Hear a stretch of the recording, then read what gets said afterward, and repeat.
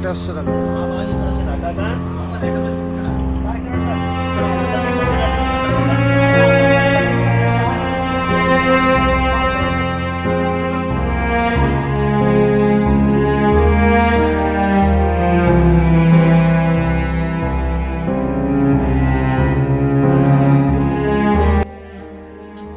గింజలు చచ్చిపోయినాయి.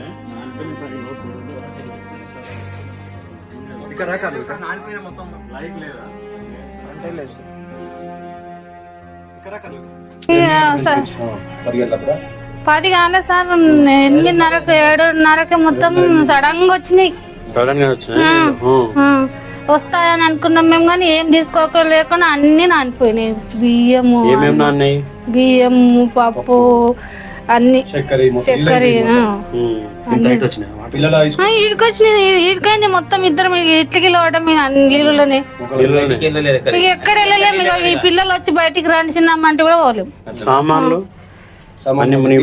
అన్ని మొత్తం ఇక నీళ్ళలో ఆట ఆడినాయి మొత్తం. అన్ని గంటలకు వచ్చి 8:30 జొన్నలు బియ్యం తడిచిపోయినాయి. పుస్తకాలు పిల్లలు డ్రమ్ములు ఉన్నాయి అందులో. పుస్తకాలు పిల్లల పుస్తకాలు అవి తడిచిపోయినాయి. బురదమయం ఉంటే మళ్ళీ పొద్దున పుస్తకాలు తడిచిపోయినాయా? ఓకే, రాత్రి ఉన్నారా మీరు ఇంట్లో? ఇక్కడ నీళ్ళు వచ్చినప్పుడు ఖాళీ ముందే వెళ్ళిపోయారా? ఓకే, పుస్తకాలు తీసుకొని వెళ్ళిపోలేదు వెళ్ళేటప్పుడు? వచ్చేసి సార్ చూసారు మొత్తం లోపల నీళ్ళు వచ్చేసినాయి. అసలు మాకు ఎక్కడ పోనీకి ఛాన్స్ లేదని పాపలను ఎత్తుకొని అక్కడ దాటిచ్చి ఇక్కడ వెళ్ళిపోయినాం. ఇక మొత్తం విడిచిపెట్టేసి వెళ్ళిపోయాం.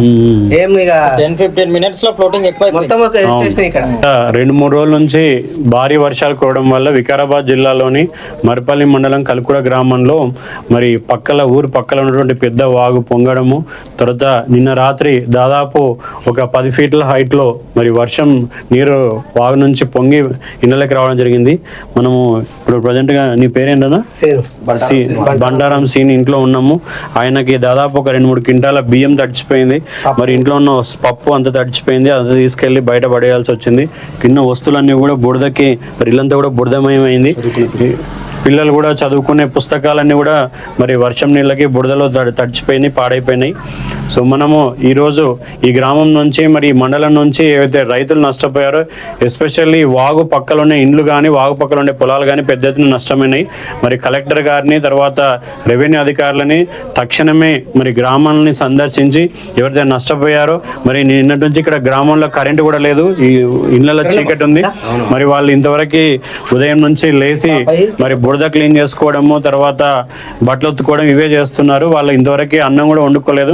మరి అధికారులు స్పందించి వెంటనే వారికి తక్షణ సాయం కింద ఏదైతే ఇండ్లు మరి బురదతో నిండిపోయినా వారికి 10,000 రూపాయలు తక్షణ సాయం అందించాలి. అదేవిధంగా రైతులకు ఏవైతే పంట నష్టం అయ్యాయో వాళ్ళకి ఎకరాకి 50,000 చొప్పున మరి తక్షణ పంట సాయం అందించాలని చెప్పేసి నేను భారతీయ జనతా పార్టీ నుంచి డిమాండ్ చేస్తున్నాను.